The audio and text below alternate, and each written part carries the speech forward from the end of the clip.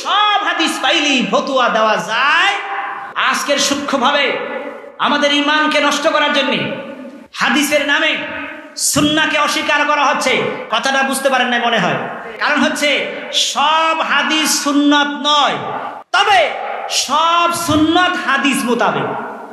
এই জন্য সব হাদিস পাইলেই ফতোয়া দেওয়া যায়। যে রাসূল পাক সাল্লাল্লাহু আলাইহি ওয়াসাল্লাম বাইতুল মুকাদ্দাসে দিকে ফিরে নামাজ পড়েছেন, হাদিসেও আছে, কোরআনেও আছে। আপনি যদি এখন বলেন নবীজি বাইতুল মুকাদ্দাসে দিকে ফিরে নামাজ আদায় করেছে, আমিও পড়ব, বলেন এখন যদি আপনি বাইতুল মুকাদ্দাসে দিকে ফিরে নামাজ আদায় করে নামাজ হবে? সূরা আরাফের 204 নম্বর আয়াতে আমাদেরকে জানিয়ে দিলেন, যখন কোরআন শরীফ তেলাওয়াত করা হয়,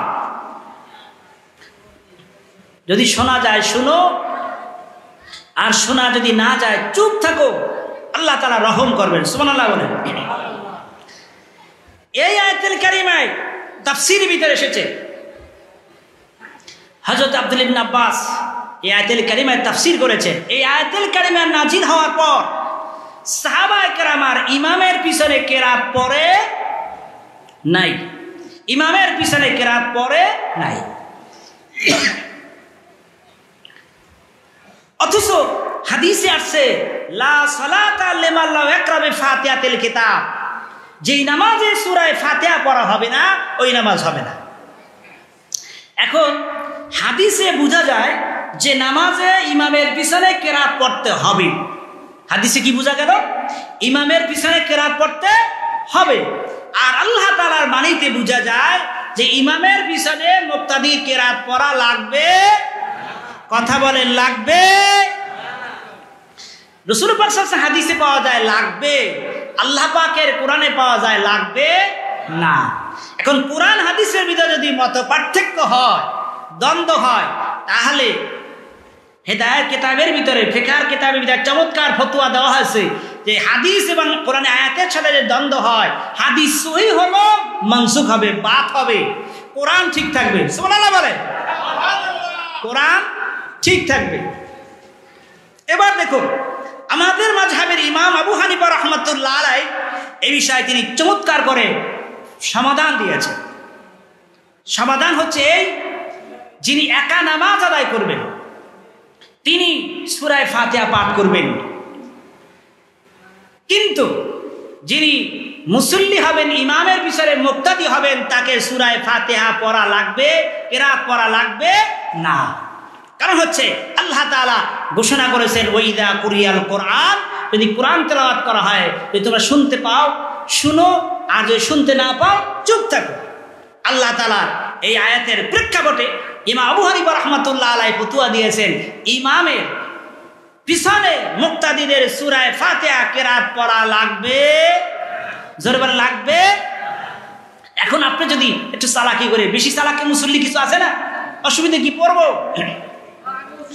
আল্লাহ নবী একদা নামাজ আদায় করতেছিলেন, এমন সময় একজন সাহাবী হুজুরের পিছনে কিরাত পড়তেছিলেন, সূরা ফাতিহা পড়তেছিলেন।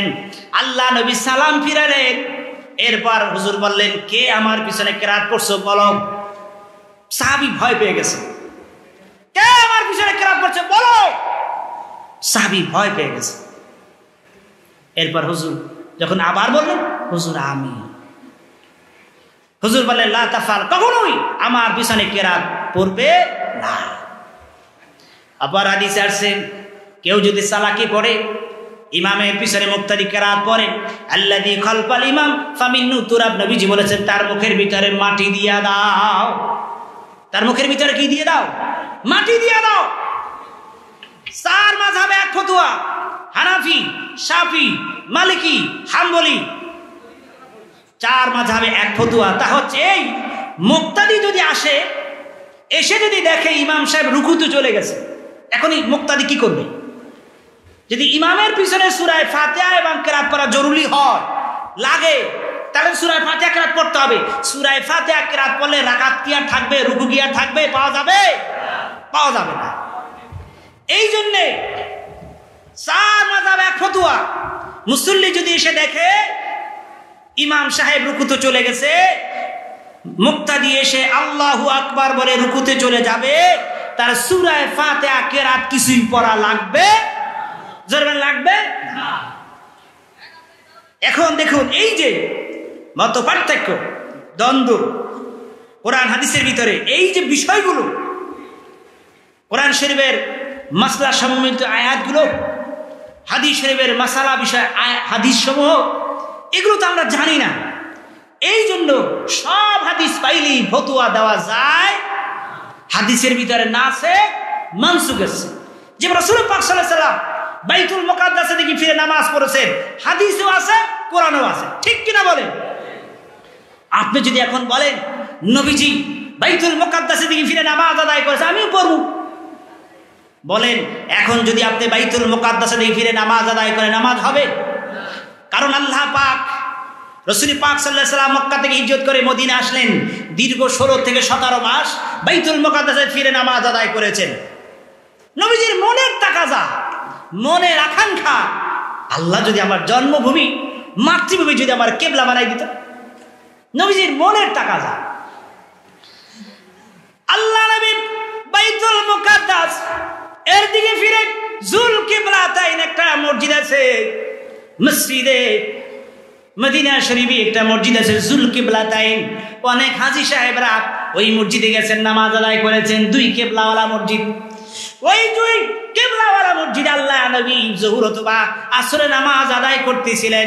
নবীজির মনের তাকাজা, মনের খেয়াল, মনের চিন্তা, মনের ধ্যান, আমার জন্মভূমি মাতৃভূমি যদি আল্লাহ পাক কিবলা বানাই দিত, তাহলে আমার জন্মভূমি মক্কা শরীফের দিকে ফিরে ফিরে আমি নামাজ আদায় করতাম।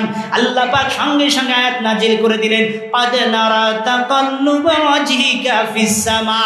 বন্ধুরে, আকাশের দিকে আপনি বারবার তাকান, আপনার মনের তাকাজা আমি আল্লাহ বুঝে ফেলেছি। আর নয়, আর নয়, আর বাইতুল মুকাদ্দাসের দিকে আর নয়, আপনার জন্মভূমি মাতৃভূমি মক্কা শরীফ আমি কিবলা বানাই দিলাম। বাকি নামাজ আপনি মক্কা শরীফের দিকে ফিরে আদায় করুন। জোরে জোরে বলুন সুবহানাল্লাহ। তাহলে এই আয়াত নাজিল হয়ে বাইতুল মুকাদ্দাসের দিকে ফিরে নামাজ আদায় করা মানসুখ হয়ে গেল, ঠিক কিনা বলেন? এখন বাইতুল মুকাদ্দাসে ফিরে নামাজ আদায় করে নামাজ হবে? হবে না। এই জন্য ভাই হাদিস পাইলেই ফতোয়া দেওয়া যায়, জোরের ফতোয়া দেওয়া যায়। গভীর মনোযোগ, আজকের সূক্ষ্মভাবে আমাদের ঈমানকে নষ্ট করার জন্য হাদিসের নামে সুন্নাহকে অস্বীকার করা হচ্ছে। কারণ হচ্ছে সব হাদিস সুন্নাত নয়। জোরে বলুন, সব হাদিস সুন্নাত নয়। তবে সব সুন্নাত হাদিস মোতাবেক। মারহাবা বলেন, কথাটা বুঝতে পারেন না মনে হয়। সব হাদিস সুন্নাত নয়, সব হাদিস সুন্নাত নয়, সব সুন্নাত হাদিস মোতাবেক। বলেন না মারহাবা। এবার আমাদেরকে মানতে হবে সুন্নাহ। কি মানতে হবে? সুন্নাহ মানতে হবে। নবীজি যে আমলগুলো আমাদেরকে করে গেছেন, আর এইগুলো বাছাই করে করে কোনটা সুন্নাহ কোনটা সুন্নাহ নয়, এটা আমি কি করে বুঝবো? এই জন্য আপনাকে মাযহাব মানতে হবে। না হয় এইগুলো বুঝে আসবে। অনেকে দেখে বলবে যে মাযহাব মানি না, মাযহাব মানি না। মাযহাব ছেড়ে দেওয়া মানে ইসলাম ছেড়ে দেওয়া, ঠিক কিনা জোরে বলে? মাযহাব পরিত্যাগ করা মানে হলো ইসলাম ছেড়ে দেওয়া। কারণ মাযহাব যদি আপনি না মানেন, তাহলে আপনি সঠিক দিক নির্দেশনা পাবেন না। এই দ্বন্দ্বের ভিতরে আপনি পড়ে যাবেন। কোন হাদিস আছে পক্ষে, কোন হাদিস আছে বিপক্ষে, কোন আয়াত আছে পক্ষে, কোন আয়াত আছে বিপক্ষে। এই জন্য আপনাকে একটা মাযহাবকে মানতে হবে। 4 মাযহাব সঠিক মাযহাব। জোরে বলেন, সঠিক মাযহাব কয়টি? হানাফি, শাফি, মালিকি, হাম্বলি, 4 মাযহাব সঠিক। এর ভিতরে শ্রেষ্ঠ মাযহাব হলো হানাফি মাযহাব। জোরে বলেন, শ্রেষ্ঠ মাযহাবের নাম কি? আমরা কি মাযহাবে? জোরে বলেন, আমরা কি মাযহাবে? হানাফি। হানাফি মাযহাব শ্রেষ্ঠ মাযহাব। গভীর মনোযোগ বাবার আমার, ভাইয়ের আমার। এই যে দেখুন যে আমরা নামাজে একামতে আমরা কখন দাঁড়াই? আমরা একামতে যখন দেয়, একামতে আগে দাঁড়াই না হাইরা সরার সময় দাঁড়াই না পরে দাঁড়াই? আমরা কোন সময় দাঁড়াই? ইমাম আবু হানিফা রাহমাতুল্লাহ আলাইহি কি বল? দেখবেন কোন কোন মসজিদ আছে ইমাম সাহেব দাঁড়িয়ে বলেন কাতা সোজা করুন, সকলে দাঁড়িয়ে কাতা সোজা করুন, বলে কি বলে না? অথচ ইমাম আবু হানিফা রাহমাতুল্লাহ আলাইহি, ইমাম আবু ইউসুফের মত হচ্ছে উমদাতুল কারি শারে আইনি বুখারী শরীফ ব্যাখ্যা গ্রন্থের ভিতরে পরিষ্কার করে ইমাম আবু হানিফার বক্তব্য রয়েছে। তিনি বলেছেন অকালা সাহিব আবু হানিফা, তিনি বলেছেন ইকামতে হাইয়ালাস সালাহ যখন বলবে ইমাম ও মুক্তাদি দাঁড়াবে। আল্লাহু আকবার বলেন। হানাফি মাযহাবের ফতোয়া হলো ইকামতে হাইয়ালাস সালাহ সময় দাঁড়াতে হবে। ঠিক কি ঠিক না জোরে বলেন। সুতরাং দাবি করে হানাফি আমল করে না হানাফি অনুযায়ী, ঠিক কিনা বলেন? অথচ এর পক্ষে কি দলিল আছে? তাহলে দলিল খুঁজে দেখেন। আন কাতাদা রাদিয়াল্লাহু তাআলা আন ক্বালা রাসূল সাল্লাল্লাহু আলাইহি ওয়াসাল্লাম ইযা উকিমাতিস সালাতু ফালা তাকুমু হাত্তা তারাউনি কদ খারাজা রাসূল সাল্লাল্লাহু আলাইহি ওয়াসাল্লাম আও কামা আলাইহিস সালাতু ওয়াসালাম। হযরত কাতাদা থেকে বর্ণিত হাদিস, রাসূল পাক সাল্লাল্লাহু আলাইহি ওয়াসাল্লাম ইরশাদ করেন যখন বেলাল ইকামত দেয় তখন তোমরা দাঁড়াইবে না যতক্ষণ পর্যন্ত আমি নবীকে না দেখো। আল্লাহু আকবার বলে। কি বললেন নবীজি? বেলাল যখন ইকামত দেয় তোমরা তখন দাঁড়াইবে না যতক্ষণ পর্যন্ত আমি নবীকে না দেখো। তাহলে হাদিসের ভিতরে একটু ব্যাখ্যা, সেটা কি? যে হুজুর কখন দেখা যায়? রাসূল পাক সাল্লাল্লাহু আলাইহি ওয়াসাল্লামের মেহরাব, মসজিদ নববীর মেহরাব এবং হুজুরের হুজরা বেশি দূর নাই, খুব কাছাকাছি। যারা গেছেন মক্কা মদিনা দেখেছেন খুব কাছে। হুজুরের নিয়ম ছিল বেলাল ইকামত শুরু করে দিতেন, সব সাহাবায়ে কেরাম বসে আছে, বেলাল ইকামত দিতেছেন। তখন হযরত বেলাল ইকামতের ভিতরে হাইয়া আলাস সালাহ বলতেন অথবা হাইয়া আলাল ফালাহ বলা শুরু করতেন। সঙ্গে সঙ্গে আল্লাহ নবী হুজরা থেকে বের হয়ে আসতেন, হুজুরকে দেখে সাহাবা কেরাম দাঁড়িয়ে যাইতেন। তাহলে হুজুর বের হতেন কখন? ইকামতে হাইয়া আলাস সালাহ যখন বলা হয়। এবার আসুন ফতোয়ার কিতাবে এই বিষয়ে কি বলা হয়েছে। ইদা দাখালা রুজিন্দা ইকামতি ইকরাহুল ইনতিজার কায়েমান, ফতোয়া আলমগীর খুলে দেখে পরিষ্কার করে সেখানে বলা হয়েছে যখন ইকামত দেওয়া হয় আর এই সময় যদি কোনো মুসল্লি প্রবেশ করে মসজিদে, তার নিয়ম হচ্ছে সে বসে যাবে। ইকরাহুল ইনতিজার কায়েমান, সে যদি দাঁড়িয়ে থাকে সেটা হবে মাকরুহ, হবে মাকরুহ তানজিহ হবে, অর্থাৎ সে দাঁড়িয়ে থাকবে না, সে বসে যাবে। ইকামতের সময় যদি কেউ মসজিদে ঢোকে, ইকামত হচ্ছে, তখন তার নিয়ম হচ্ছে সে বসে যাবে, দাঁড়িয়ে থাকা মাকরুহ, বসে যাবে। এবারে যখন মুয়াজ্জিন বলবে হাইয়া আলাস সালাহ তখন ইমামও মুক্তাদি দাঁড়াবে, ঠিক কিনা বলেন? এই আমল সারসিনা শরীফে আছে কি নাই? কথা বলেন, সারসিনা শরীফে আছে কি নাই? তাহলে এই আমলই তো হানাফি মাযহাবের আমল, এই আমলই তো কোরআন সুন্নাহ মোতাবেক আমল। যদি জামাত বড় হয় প্রয়োজনে আগে কাতারগুলো ঠিক করে যেতে পারে, ঠিক কিনা বলেন? এবার দেখবেন নামাজের ভিতরে অনেকে হাত বাঁধে, এরকম বুকের উপরে হাত বাঁধে কেউ, আবার নাভির উপরেও কেউ হাত বাঁধে। আছে কি নাই? দুই একজন আছে কি নাই? গভীর মনোযোগ খেয়াল করুন। হাত কোথায় বাঁধতে হবে নামাজ?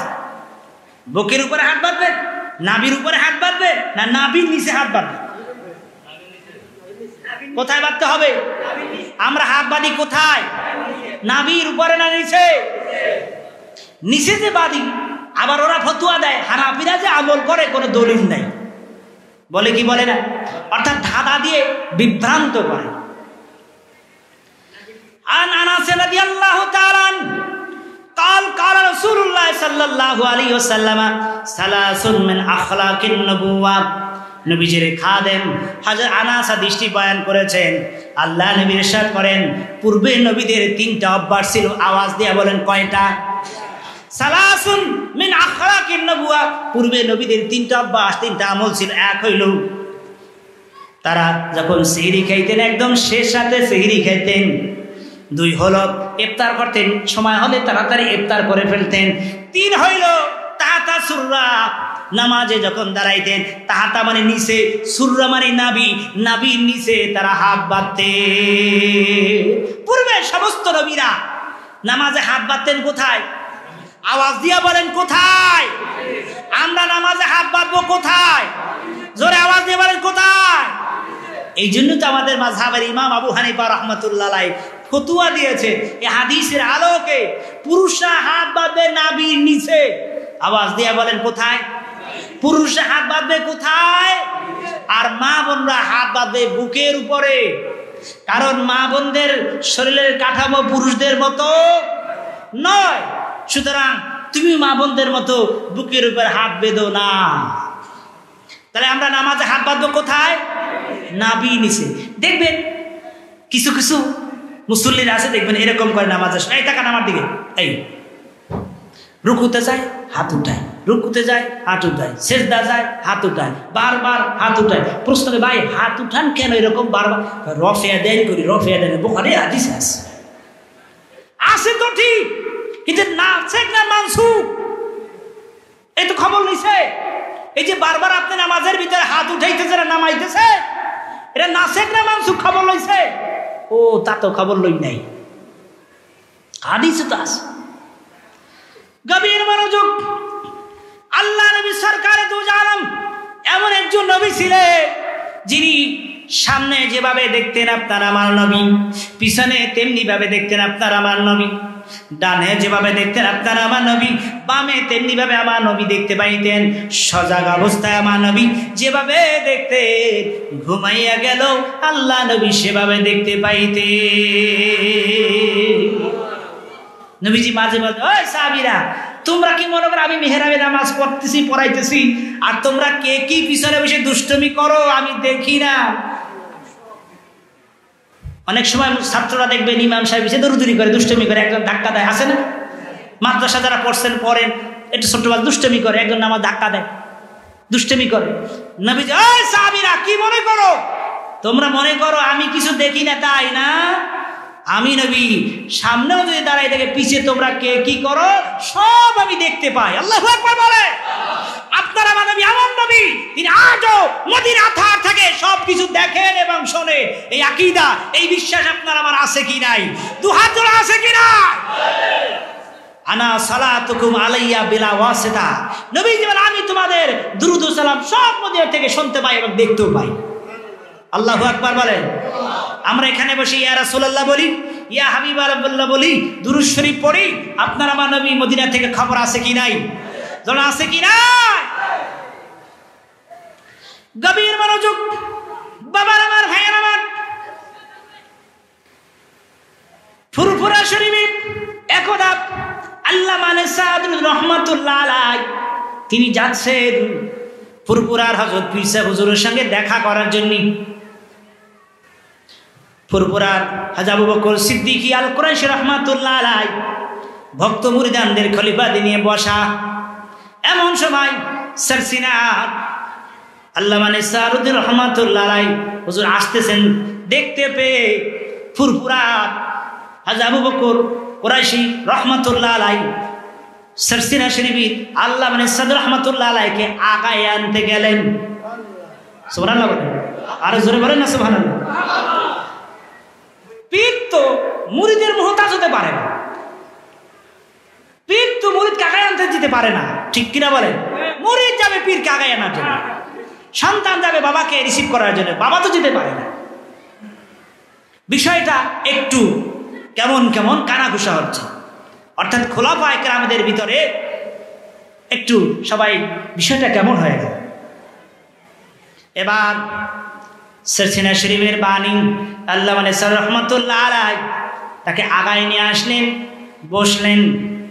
এরপর ফুরফুরার হযরত আবু বকর সিদ্দিক আল কুরাইশি রাহমাতুল্লাহ আলাইহি বললেন, ও বাবারা, আমি সারসিনা শরীফের নিসারউদ্দিন রহমাতুল্লাহ আলাইহি নিসারকে আগায় আনতে যাই নাই, আমি দেখতে পাচ্ছি তার সামনে সামনে দয়াল নবী মায়া নবী আসতেছে, দয়াল নবীকে আমি আগায়া আগায়া এনেছি। নারায়ে তাকবীর, নারায়ে রিসালাত। সারসিনা দরবার শরীফ। বাবার আমার, ভাইয়ের আমার, আমার নবী মদিনা থেকে সবকিছু দেখেন কি দেখেন না? শোনেন কি শোনেন না? উম্মতের সব খবর নবীর দরবার আছে কি নাই? যে কথা বলতেছিলাম, নবীজি বললেন, ও সাহাবীরা কি মনে করো? তোমরা যে নামাজে দুষ্টুমি করো বেশি আমি দেখি না, এরকম মনে করো, আমি সব দেখি। একদা এক নতুন মুসলমান হলেন, এইমাত্র মুসলমান হয়েছেন, তার কি দায়িত্ব? নামাজের টাইম হয়েছে, এখন তাকে নামাজ পড়তে হবে কি হবে না? নামাজ পড়তে হবে। নতুন মুসলমান হয়েছে, মসজিদে নামাজ শুরু হয়ে গেছে, নতুন মুসলমান নামাজে দাঁড়িয়ে গেছে। নতুন মুসলমান নামাজে দাঁড়াইছে, ঠিক আছে, কিন্তু এর আগে মূর্তিকে ভালোবাসতেন, সঙ্গে সঙ্গে তার কেটে একটা মূর্তি থাকতো, এই বগলে মূর্তি নিয়ে নামাজে দাঁড়াইছে। কেমন হয়? হয় এটা? আমার নবীজি দেখে ফেললেন সাহাবীর কেতের ভিতরে বগলে মূর্তি, তাই তো এইবার নবীজি তিনি নামাজের ভিতরে তাকবীর দিতেছেন, হাত উঠাইতেছেন, আল্লাহু আকবার, আল্লাহ, হাত উঠাইতেছেন এই জন্য যাতে করে ওর বগল থেকে মূর্তিটা পয়রা যায়। সুবহানাল্লাহ বলেন। সাহাবায়ে কেরাম তো এরকম হুজুরের কাছে আসতেন, নসিহত শুনতেন, চলে যেতেন, একবার দেখেছেন চলে যেতেন, আবার অনেকে দূরে থেকে আসতেন, চলে যেতেন। হুজুর এক সাহাবী দেখলেন এরকম বারবার ওই দিন নামাজে হাত তুলছে, ওই সাহাবী এরকম বারবার হাত তুলতেছে। পরবর্তীতে নবীজি লক্ষ্য করলেন একজন এরকম বারবার হাত তুলে নামাজের ভিতরে। হুজুর বললেন, মালে আরাকুম রাফিআইদিকুম, ওই সাহাবী কি হইল রে, বারবার নামাজের ভিতরে তুমি হাত তোলো কেন? খামোশ হয়ে যাও, বারবার আর তুমি নামাজের ভিতরে হাত তোলো না। এই হাদিস দিয়ে রফিয়া দেন, বারবার রফিয়া দেনকে নিষিদ্ধ হয়ে গেছে। তা আব্দুল মাসউদ রাদিয়াল্লাহু তাআলা আনহু তিনি একথা বললেন, আলা উসাল্লি বিকুম রাসূল সাল্লাল্লাহু আলাইহি ওয়াসাল্লাম, আল্লাহ নবী কিভাবে নামাজ আদায় করেছে এইভাবে কি নামাজ তোমাদেরকে আমি শিক্ষা দিব না? শিক্ষা দিব না? সাহাবা অবশ্যই আপনি শিক্ষা দিবেন, কারণ আপনি নবীজির কাছের সাহাবী। তিনি নামাজ শিক্ষা দিলেন সাহাবায়ে কেরামদেরকে। শুধু প্রথম তাকবীরে হাত উঠাইলেন, পরবর্তী তাকবীরগুলো তার হাত উঠায়, জোরে বলেন, পরবর্তী তাকবীরগুলো তার হাত উঠানো লাগবে, জোরে লাগবে, মানসুখ হয়ে গেছে। এই জন্য হাদিস পাইলেই ভাই ফতুয়া দেওয়া যায় না, উল্টা পাল্টা ফতুয়া দিয়ে আজকের সমাজ নষ্ট করে দেওয়া হচ্ছে, মানুষকে বিভ্রান্ত করা হচ্ছে। কথা বলেন ঠিক কি ঠিক না? এই জন্য সঠিক তথ্য যদি পেতে হয় আসতে হবে হক্কানি রব্বানি ওলি আল্লাহদের দরবারে, আসতে হবে সিরসিনা শরীফের দরবারে। কথা বলেন ঠিক কি ঠিক না? সিরসিনা দরবার শরীফ থেকে যে আমলগুলো তালিম দেওয়া হয়, শিক্ষা দেওয়া হয়, প্রত্যেকটা আমল কোরআন সুন্নাহ মোতাবেক। আওয়াজ দিয়ে বলেন কথা ঠিক কিনা? সিরসিনা শরীফে আমলের ভিতরে কোনো ভেজাল আছে? কোনো বেদাতি আছে? কোনো শিরকি আছে? সিরসিনা দরবারে মাজারে সেজদা আছে? সেজদা আছে? গভীর মনোযোগ বাবার আমার, ভাইয়ের আমার, দেখবেন এই যে সূরা ফাতিহা যখন শেষ হয়ে যায় না, সূরা ফাতিহা যখন ইমাম সাহেব শেষ করে, গায়রিল মাগদুবি আলাইহিম ওয়ালাদ-দাল্লিন, দুই একজন দেখবেন মুসলিম জোরে বলে আমিন। আছে কি নাই? দুই একজন খুব জোরে। শহরগুলো তো খুব সমস্যা, ওরা কি করে জানেন? 205 জন মিলে এরপর আসে, আইসে আপনার 5 জন, মসজিদ ওই কোণে একজন, ওই কোণে একজন, এই কোণে একজন, ওই কোণে একজন, মাঝখানে একজন, 5 জন দাঁড়াইছে। এখন ইমাম সাহেব যখন বলছেন গায়রিল মাগদুবি আলাইহিম ওয়ালাদ-দাল্লিন, ওই 5 জন জোরে আওয়াজ বলে আমিন, অর্থাৎ বুঝাইলো আমরা সবাই আমিন বলার পার্টি। এখন এই যে আমিন উচ্চ আওয়াজে বলল, এখন আমিন শব্দটি নামাজে উচ্চ আওয়াজে বলা যাবে কি যাবে না, বিষয়টি জানা দরকার আছে কি নাই? জানা আছে কি নাই? এক নাম্বার জবাব হচ্ছে আমিন শব্দটি কোরআন শরীফের আয়াত না। আজকের বাসায় গিয়ে কোরআন শরীফ খুলে দেখবে সূরা ফাতিহা শেষে আমিন শব্দটি লেখা আছে। আপনারা জোরে বলেন, লেখা আছে? ওয়ালাদ-দাল্লিনের পরে আমিন শব্দটি কোরআন শরীফে আছে? নাই। আছে? নাই। তাহলে আমিন শব্দটি কোরআন শরীফের আয়াত না। কোরআন শরীফের আয়াত যদি না হয় তাহলে কোরআন শরীফের আয়াত ছাড়া, তাকবীর ছাড়া আর তো কিছু আপনি জোরে বলতে পারবেন? আপনি যদি জোরে জোরে পড়েন সুবহানাকাল্লাহু ওয়া বিহামদিহি ওয়া তাবারাকা ইসমুহু, জোরে জোরে পড়েন আত-তাহিয়াতু লিল্লাহি ওয়াস সালাত, জোরে জোরে পড়েন, তাহলে ঠিক হইব? আমলে কাসির হয়ে যাবে না? এগুলো দোয়াগুলো আস্তে আস্তে পড়তে হবে, অনুচ্চারণে কোনো শব্দ হবে। তাহলে আমিন শব্দটি কোরআন শরীফের আয়াত না, এই জন্য 1 নম্বর জবাব হলো এটা উচ্চ আওয়াজে বলা যাবে। তাহলে 2 নম্বর কথা হচ্ছে আমিন শব্দটি তাহলে কি? আমিন শব্দটি হলো হাদিস। হাদিস তো আপনি জোরে পড়তে পারবেন না। আপনি যদি নামাজে যাই বলেন ক্বালা ক্বালা রাসূলুল্লাহ সাল্লাল্লাহু আলাইহি ওয়াসাল্লাম ইন্নামাল আমালু বিন্নিয়াত, কোরআন শরীফে শোনা গেল এটা হাদিস শরীফ, এটা যদি নামাজে উচ্চারণ পড়ে তাহলে নামাজই নষ্ট হয়ে যাবে, ঠিক কিনা বলে? তাহলে আমি শব্দটি পাইলাম কি? হাদিস মানে দোয়া, এটা জোরে পড়া যাবে। এবার বুখারী শরীফ পড়ুন, সহিহ কোন হাদিসে উচ্চ আওয়াজে আমিন বলতে হবে বলার নির্দেশ নবীজি কোন আছে কিনা খুঁজে দেখা যাক। খুঁজে খুঁজে দেখা গেল বুখারী শরীফের সহিহ সনদে যে হাদিসটি এসেছে তা হচ্ছে এই, ইজা ক্বালা আহাদুকুম আমিন ওয়া ক্বালাতিল মালায়েকাতু ফিস সামাই আমিন ফাওয়াদ ইকরামু গুফিলা মা তাকাদ্দাম মিন জামবি আও কামা ক্বালা আলাইহিস সালাতু ওয়াসালাম। বুখারী শরীফ প্রথম খণ্ড 108 পৃষ্ঠায় হাদিসটি এসেছে। রাসূল করিম সাল্লাল্লাহু আলাইহি ওয়াসাল্লাম ইরশাদ করেন, ইজা ক্বালা আহাদুকুম আমিন, তোমাদের কেউ যখন বলে আমিন, ওয়া ক্বালাতিল মালায়েকাতু ফিস সামাই, আমি আকাশের ফেরেশতারা বলে আমিন, সুবহানাল্লাহ বলে। আমরা যখন নামাজে আমিন বলি ফেরেশতারা কি বলে? আমিন বলে।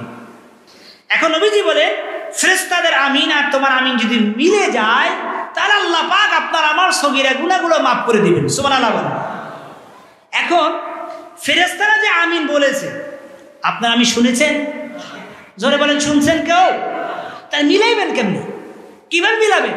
ফেরেশতারা যে আমিন বলছে আমি তো শুনি নাই, আপনি যখন বলছেন ফেরেশতা তখন বলে নাই, তাহলে তো মিলে নাই। মিলাইয়া দেওয়ার ক্ষমতা কার আছে? মিলাইতে পারে আল্লাহ, কারণ ফেরেশতার আওয়াজটা শুনি না। এবার 2 নম্বর জবাব হচ্ছে ফেরেশতারা যে আমিন বলছে আপনারা কেউ শুনছেননি? আওয়াজ দিয়ে বলেন শুনছেন কেউ? শুনেন নাই।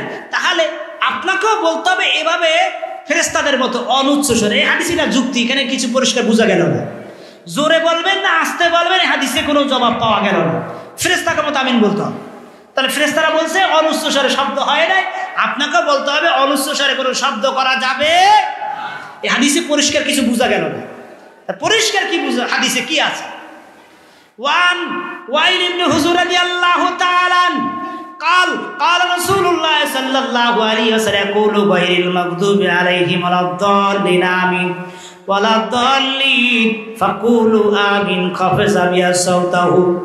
ওয়াইল ইবনে হুজুর থেকে হাদিস বর্ণিত, তিনি বলেন আল্লাহ নবী শেখের ইমাম যখন বলবে গায়রিল মাগদুবি আলাইহিম ওয়ালাদ দাল্লিন ফাকুলু, তোমরা বলো আমিন খাফযা বিয়া সাউতাও, খাফযা মানে গোপন করে, সাউতাও তোমার আওয়াজকে তুমি গোপন করে বলো, জোরে জোরে বলো সুবহানাল্লাহ। এবার হাদিসে পরিষ্কার জবাব পেয়ে গেল, সহিহ সনদে পরিষ্কার জবাব পাওয়া গেল। আমিন বলতে হবে, অনুচ্চ স্বরে কোনো শব্দ হবে। এই যে আমাদের মাযহাবের ইমাম আবু হানিফা রাহমাতুল্লাহ আলাইহি ফতোয়া দিয়েছে আমিন বলার ভিতরে 2টা সুন্নাত। জোরে বলেন কয়টি? 1 হইল আমিন বলাটা সুন্নত, 2 হলো অনুচ্চ স্বরে বলা সুন্নত। কোনো শব্দ হবে না, কোনো শব্দ হবে। সারসিনা শরীফে কি উচ্চ আওয়াজে শব্দ করে আমিন বলে? বাইতুল মুকাররমে কি উচ্চ আওয়াজে জোরে আমিন বলে? সুতরাং শান্তিপুরে কি উচ্চ আওয়াজে জোরে আমিন বলে? সুতরাং আমরা বলবো, কথা বলেন, আমরা উচ্চ আওয়াজে বলবো না, বলবো অনুচ্চ স্বরে কোনো শব্দ হবে।